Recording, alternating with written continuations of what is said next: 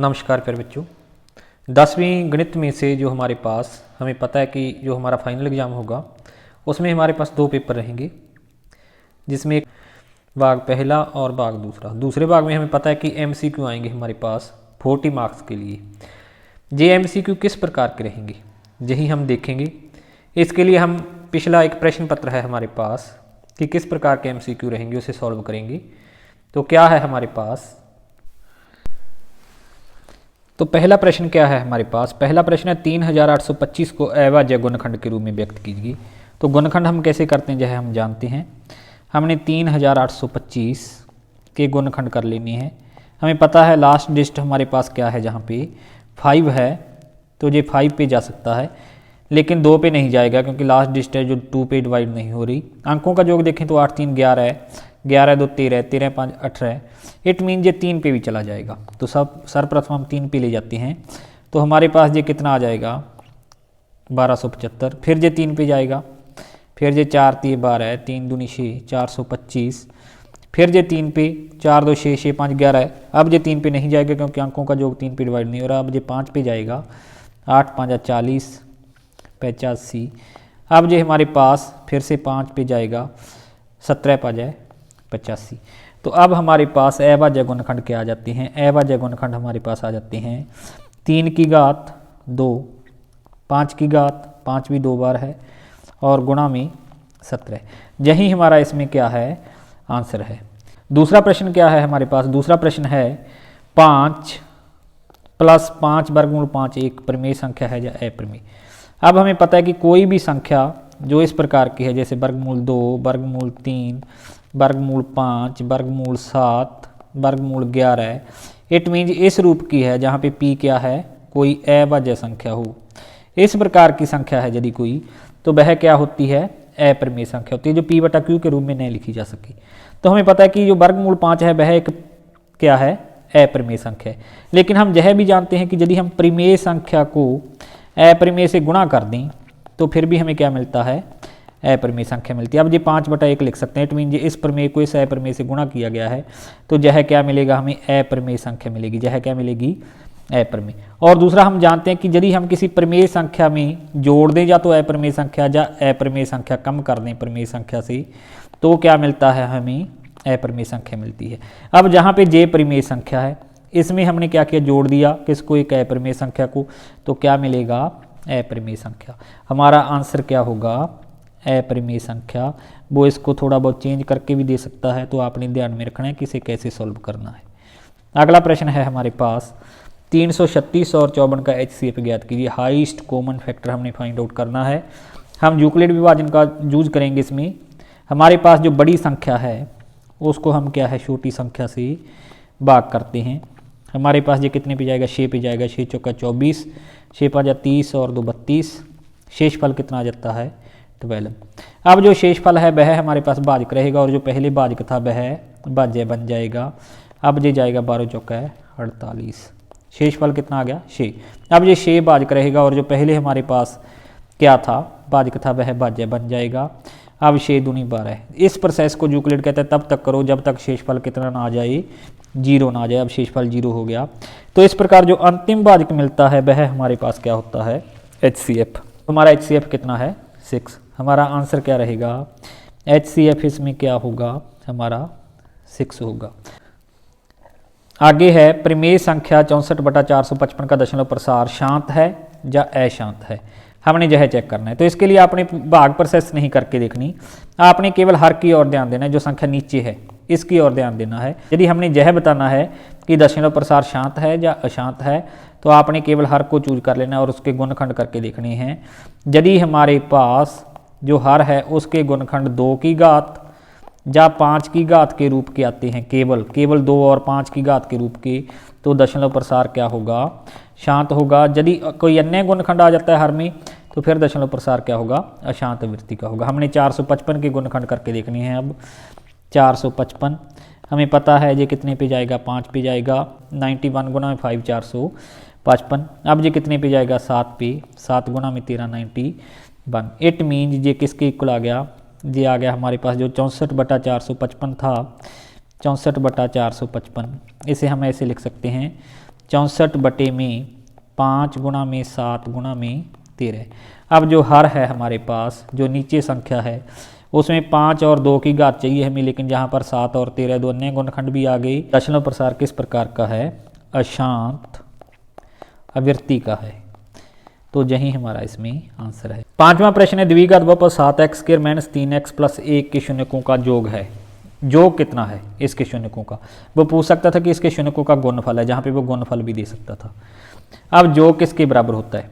इसको हम द्विघात बहुपद है जो, इसके बारे में थोड़ा सा और गहराई में चले जाते हैं ताकि आपके ध्यान में आ जाए, 2-3 प्रश्न आप सॉल्व कर पाओ। तो हमारे पास द्विघात बहुपद किस प्रकार का होता है? ax² + bx + c। जहाँ से यदि मैं a हटाने के लिए जाऊँ तो a से डिवाइड करूँगा सारे को, क्या बन जाएगा जी? x² + b/ax + c/a, ये बन जाएगा हमारे पास। अब यदि मैं x² जहाँ पे नेगेटिव साइन निकाल दूँ तो जहाँ पे मैं नेगेटिव अंदर रख लेता हूँ × x + c/a। जो पहले जो मेरे पास यह समीकरण थी इसको मैं इस रूप में भी लिख सकता हूँ। कोई भी द्विघात बहुपद किस प्रकार से बनता है? वो बनता है x² - शून्यकों का योग × x प्लस शून्यकों का गुणनफल। ये आपने ध्यान में रखना है। अब हमारे पास एक बात क्लियर होगी कि शून्यकों का जो योग है वो किसके बराबर होता है? -b/a की। और शून्यकों का जो गुणनफल होता है वो किसके बराबर होता है? c/a की। अब हमारे पास a कितना है? 7 है, b कितना है? -3 है, और c कितना है? 1 है। अब शून्यकों के योग की बात हो रही है, योग निकालने के लिए कहा है। योग क्या होगा? -b/a। It means minus b की वैल्यू कितनी है? -3, और बटे में a कितना है? 7। इट मीन्स आंसर क्या होगा? 3/7। जहाँ पे हम क्या रख देंगे? 3/7। यही हमारा इसमें आंसर है। यदि वो गुणनफल पूछ लेते हैं इस प्रश्न में तो फिर हम कहते c/a होगा। इट मीन्स 1 बटे में क्या आ जाता? हमारा आंसर 7 आ जाता। तो इस प्रश्न को वो चेंज करके भी दे सकता है। आगे है हमारे पास क्वेश्चन नंबर 6। यदि द्विघात बहुपद के शून्यकों का योग और गुणनफल क्रमशः 1/3 और -1/3। इट मीन योग कितना है? 1/3 है, और गुणनफल कितना है? -1/3 है। हमने द्विघात बहुपद बनाना है। अभी हमने पढ़ा है पहले प्रश्न में कि द्विघात बहुपद किस प्रकार से बनता है? x² - x, जहाँ पे शून्यकों का योग और फिर प्लस शून्यकों का गुणनफल, इस प्रकार से बनता है। अब हमारे पास x² - x, शून्यकों का योग कितना है? योग है 1/3, जहाँ पे हमने क्या किया? 1/3 रख दिया, प्लस शून्यकों का गुणनफल कितना है? -1/3 वह रख दिया। अब ये हमारे पास क्या आ गया? x² - x/3 -1/3। अब हम जानते हैं यह समीकरण किस प्रकार की होगी? हमारे पास इस रूप की हो गई, इस रूप की। इसे हमने किस रूप में लिखना है? इस रूप में। तो हम क्या करेंगे? इसको लिखेंगे चेंज करके। ये 3 को नीचे से हम ऊपर ले जाएंगे। इट मीन 3 से मल्टीप्लाई कर देंगे सारे को। ये क्या आ जाएगा? 3x² - x -1। तो हमारा आंसर क्या रहने वाला है? ये रहने वाला है वह द्विघात बहुपद क्या होगा? जो हमारे पास ये सेकंड ऑप्शन था 3x² - x -1, यही हमारा क्या है? इसमें आंसर है। आगे है रैखिक समीकरण का युग्म है या असंगत है। अब समीकरण युग्म संगत और असंगत कब होता है? हमने पढ़ा है हमारे पास 3 प्रकार की सिचुएशन जो होती है। किस प्रकार की? 3 प्रकार की।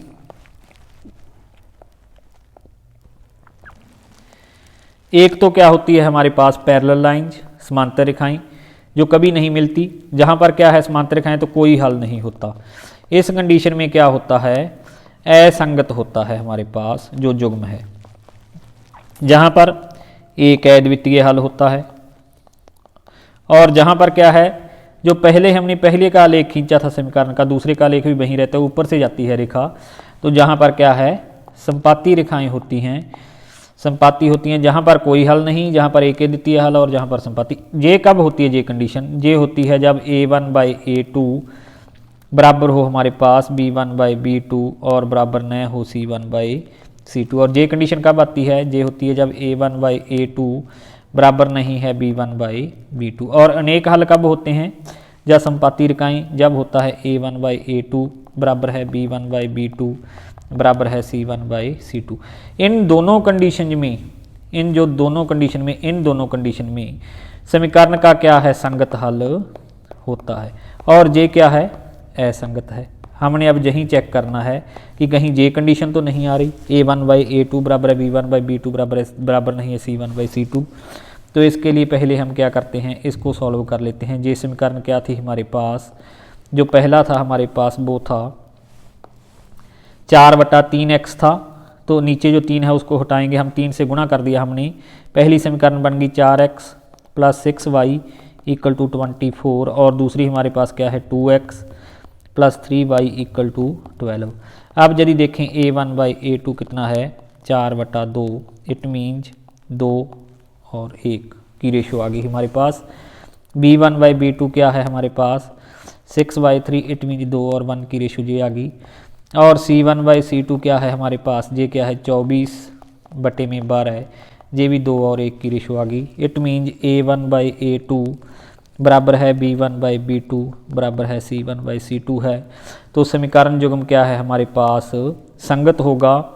यदि जे हमारे पास इस प्रकार से आ जाता, तीसरे के बराबर नहीं आता, तो फिर हम कहते कि असंगत है। अब जे हमारे पास तीनों क्या हैं? बराबर हैं, तो संगत हल है। कितने हल होंगे? अनेक हल होंगे इस समीकरण युग्म के। तो हमारा आंसर क्या रहेगा? समीकरण युग्म संगत है। यही हमारा इसमें क्या है? आंसर है। अगला क्वेश्चन है हमारे पास, रैखिक समीकरण युग्म s-t बराबर 3 और s/3 + t/2 बराबर 6 को हल कीजिए। हमारे पास इसके 3 मेथड हैं इसको सॉल्व करने के लिए। विलोपन विधि, प्रतिस्थापन विधि और वज्रगुणन विधि। किसी भी मेथड से हम कर सकते हैं। हमारे पास 2 समीकरण हैं। एक तो है s-, क्या है? s-, t बराबर है 3। और दूसरी क्या है? इसको यदि हम सॉल्व कर लें, जहाँ से शेष एलसीएम ले लें, तो क्या आ जाएगा? 2s + 3t = 36। अब इसमें से पहली समीकरण में से यदि हम s निकाल लें, s कितना आ जाएगा? 3 + t। ये पहली समीकरण होगी और ये दूसरी है। अब पहली में से हमने क्या किया? 1 से s का मान 2 में प्रतिस्थापित करने पर 2 में प्रतिस्थापित कर दिया। 2 में प्रतिस्थापित कर दिया हमने। 2 में यदि हम प्रतिस्थापित कर दें तो क्या आ जाता है? 2। s की वैल्यू रखेंगे, s की वैल्यू क्या होगी? 3 + t। एक में से ये उठाई है हमने। आगे 3t बराबर 36।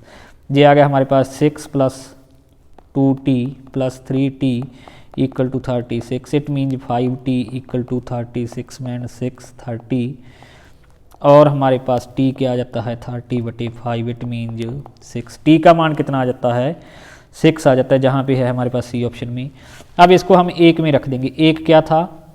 s बराबर है 3 + t। इट मीन्स कितना आ गया? 3 + 6। s कितना आ गया हमारे पास? 9। अब हमारे पास s तो 9 है और t कितना है? 6। इट मीन्स हमारा आंसर क्या है? ये सी ऑप्शन हमारा राइट आंसर है। इसी प्रकार से हम देखते हैं अगला क्वेश्चन है, द्विघात समीकरण 6x² - x - 2 के गुणनखंड कीजिए। तो यदि हम इसके गुणनखंड करें तो गुणनखंड क्या होंगे हमारे पास? गुणनखंड के लिए हम क्या करते हैं? गुणनखंड के लिए हम इसकी और इसकी गुणा देखते हैं। 6 × 2 -12 आ गई। -12 के गुणनखंड ऐसे जिनका अंतर कितना हो? -1। तो क्या होगा? -4 और +3। इट मीन्स हम इसको ब्रेक कैसे करके लिखेंगे? इसको ब्रेक करके हम लिखेंगे 6x² - 4x + 3x - 2। इस प्रकार से लिखेंगे। तो जहाँ से यदि हम क्या निकालें? 2x हम क्या करें? कॉमन निकाल दें। तो जहाँ पे क्या आ जाएगा? 3x - 2। और जहाँ से 1 निकाल दें तो 3x - 2। अब 3x - 2 है जो वो दोनों में से कॉमन निकाल दें। जहाँ से बाहर चला गया 3x - 2 तो क्या रह गया? 2x। जहाँ से क्या रह गया? 2x। और जहाँ से भी चला गया तो जहाँ पे क्या रह गया? 1। तो इसके हमारे पास फैक्टर क्या हैं? इसके जो हमारे पास फैक्टर हैं जब गुणनखंड है वो हैं 3x - 2 × 2x + 1। यही हमारा इसमें क्या है? आंसर है। आगे है द्विघात समीकरण 2x² + x - 6 बराबर 0 का मूल है। इनके मूल क्या हैं? के मूल हैं, इनके हमने मूल ज्ञात करने हैं। तो हम गुणनखंड विधि से कर लेते हैं। 2 मेथड है हमारे पास। एक तो हमारे पास क्या है, द्विघातीय सूत्र है, और दूसरा क्या है, गुणनखंड विधि। अब गुणनखंड विधि से हम यदि करें तो हमें पता है कि इसकी और इसकी गुणा -12 और -12 के फैक्टर जिनका हमारे पास डिफरेंस या जो क्या +1 आ जाए, 6 दूनी 12 -12 के फैक्टर 4 और -3। तो इसको हम ब्रेक करके कैसे लिखेंगे, इसको लिखेंगे 2x² + 4x -3x -6 = 0। अब जहाँ से हम यदि 2x कॉमन निकाल दें तो x प्लस क्या आ जाता है 2, और जहाँ से कॉमन 3 निकाल दें तो फिर भी x + 2 = 0। अब 2x -3 हो गया एक फैक्टर तो, और दूसरा क्या हो गया x + 2। यदि x + 2 दोनों में से कॉमन निकाल दें, दूसरा फैक्टर 2x - 3 रह जाता है = 0। अब हमारे पास 2x - 3 = 0 है जा तो, और जा क्या है x + 2 = 0 है। जहाँ से 2x बराबर कितना आ गया 3, और x बराबर कितना आ गया 3/2, और जहाँ से x बराबर कितना आ गया -2। तो हमारा आंसर क्या है 3/2 और -2। तो हम इसको यहाँ पे फिल कर देंगे। तो बच्चों इस प्रकार से हमने जो 10 प्रश्न कर लिए हैं। तो हमें पता है कि दूसरे पेपर में हमें 40 मार्क्स के लिए MCQ रहेंगे। बाकी प्रश्न हम अगली वीडियो में देखेंगे। इसके लिए आप बने रहें मेरे साथ, और जो हमारा जो है YouTube चैनल है इसे आप सब्सक्राइब कर लें, ताकि आपको समय रहते जो वीडियो है आपके सिलेबस से रिलेटेड वह मिलती रहे। धन्यवाद।